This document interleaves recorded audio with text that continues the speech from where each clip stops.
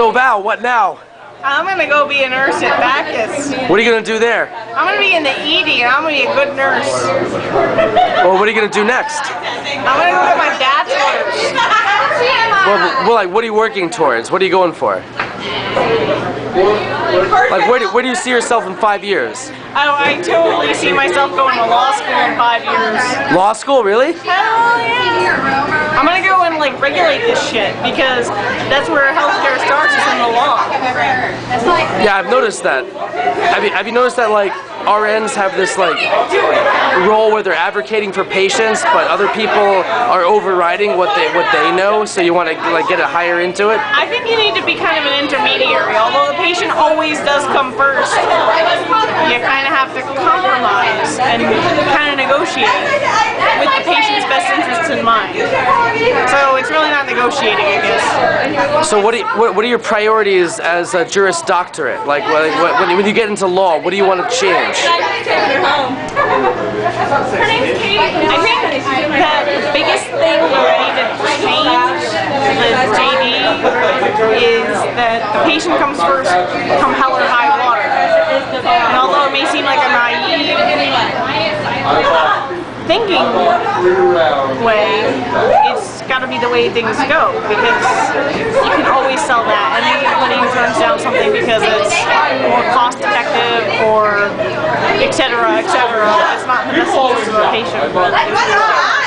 Well, I'm sure as a paramedic you've seen incidences where what the patient wants is largely a waste.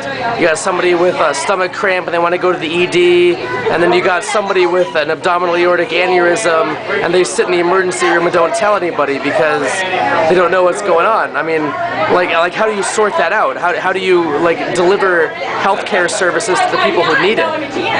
It's a frustration that I don't think will ever completely go away.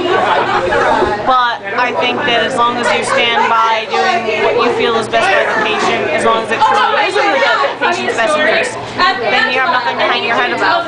But if you're not in a patient care position and you're in a law position, how are you going to advocate for patient rights and better patient care in the law profession?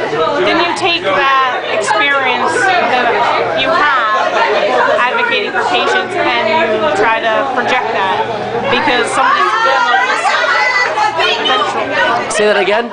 Somebody's going to listen eventually, and you just have to keep saying it, even no matter how many times you say, why am I saying this for the 100th time? It's eventually. So what about the healthcare delivery system would you change? Specifically? Yeah, specifically. I mean, you've got more specific experience with it than any of us here. I mean, if you could just wave a magic wand and change anything, what would you change? I think it would be the liability placed on providers, because that's what truly drives up our costs. Wait, liability placed on what? Providers. Providers, okay, yeah. Because that's what drives up our costs. If a physician is paying $80,000 a year in insurance, then it's going to get passed on proportionately to the person who uses the service. So, I mean, it's a vicious cycle. It has to break somewhere. So, where do you break it? So, what's the solution to that? What's your goal? There needs to be a certain amount of trust in physicians, and there needs to be a certain amount of responsibility in patients. So there needs to be a little bit more can't think of the word for it exactly. Accountability? Accountability on the patient's part for their own care, but there also needs to be a certain amount of efficiency on